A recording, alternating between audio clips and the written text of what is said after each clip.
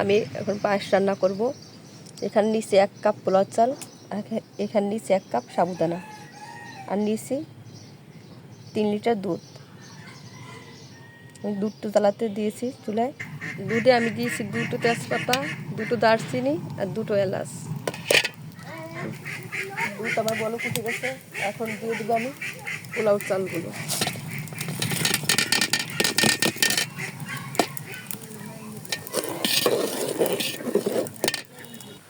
এখন আমি দিয়ে দেবো সাবুদানাগুলো, ভিজিয়ে রেখেছিলাম আগে ধুয়ে।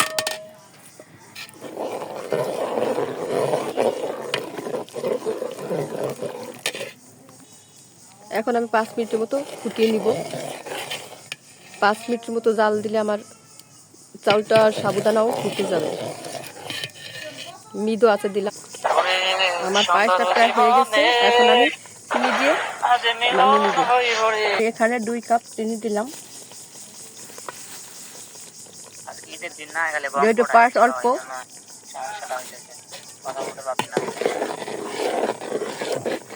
কালকে রাতে আরো বেশি হবে, আজকে রাতে কম হবে। কালকেও কথা বলতে পারবো না, এই যে আবার ফোটাচ্ছে। শান্তি নেবে ভাই ওদের জন্য।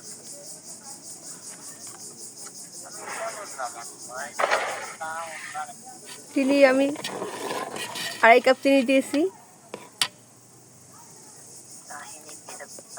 এখন আমি লবণ দিয়ে দিলাম স্বাদ মতো।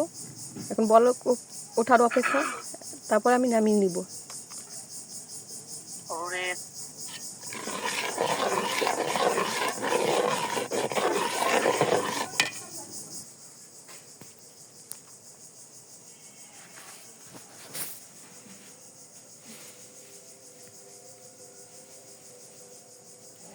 দেখেন আমার পায়েসটা হয়ে আসছে।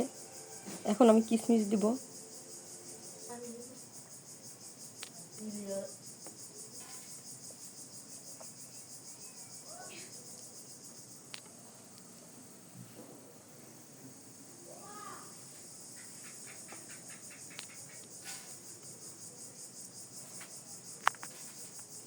দেখেন আমার পায়েসটা কি সুন্দর হয়েছে।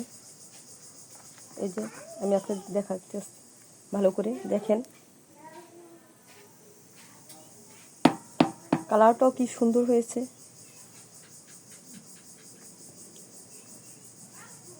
অনেক দুধ হয়েছে, দেখতে পারতেছেন।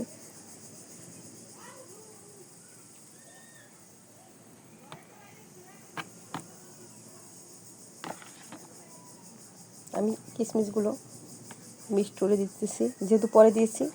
এখন গরমের তাপে কিশমিশটা যাতে ফুলে যায়, খেতে যাতে দারুণ লাগে।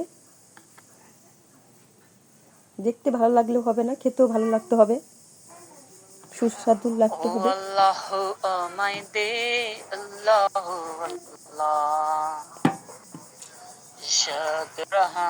আজকে এই পর্যন্তই। আবার নতুন কোনো ভিডিও নিয়ে আপনাদের সামনে উপস্থিত হব। আসসালামু আলাইকুম রহমতুল্লাহি ওয়া বারাকাতুহু।